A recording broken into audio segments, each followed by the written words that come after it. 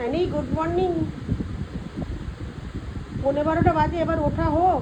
বিছানা থেকে ছেড়ে এবার শুলো হচ্ছে এইখানে ফ্লোরে। দেখ কে আসছে অ্যানি, দেখ তো কে আসছে। কে আসছে অ্যানি? কে আসছে? কে এলো? এটা কে এলো? এটা অ্যানির দাদা এলো। কে এলো? অ্যানির দাদা এলো। দাদাকে বলো তোমার চোট লেগেছিল কোথায়, দাদা দেখছে। হ্যাঁ, অ্যানির দাদা এলো, এবার কান থেকে সব খুলবে। আর অ্যানিকে কে পায়? আর অ্যানিকে কে পায়? আরে লেজটা একটু আসতে নাড়া। আর কে পায়?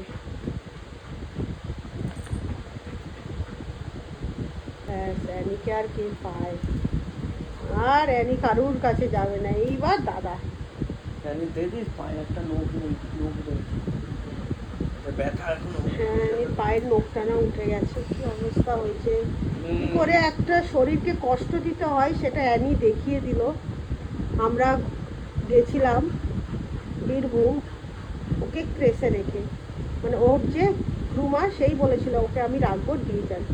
ও ওখানে এত নিজের ওপর টর্চার করেছিল, আর সার ভোগান্তি এখনো ভুগছে। ও কষ্ট পাচ্ছে, আমরাও কষ্ট পাচ্ছি। তো আমরা প্রতিজ্ঞাবদ্ধ ওকে আর কোনোদিনও কারোর কাছে রেখে যাবো না, মানে কোনো প্রেসে রেখে যাবো না। এখন দাদার সাথে ও খেলবে, কত কিছু করবে। দাদা তো মোবাইল দেখছে। কে এসেছে রে অ্যানি? অ্যানি ওটা কে অ্যানি? দাদা এসেছে। দাদা কই? দাদা এই তো দাদা। দাদা দাদা হাঁপিয়ে গেছে আসতে গিয়ে। দাদা হাঁপিয়ে গেছে। এই তো এই তো এই তো দাদা, ওকে একটু মাথায় হাত দিতে। এই তো এই তো, এখন চলুক দাদা আর বোনের খেলা। আবার আসবো অন্য আরেকদিন।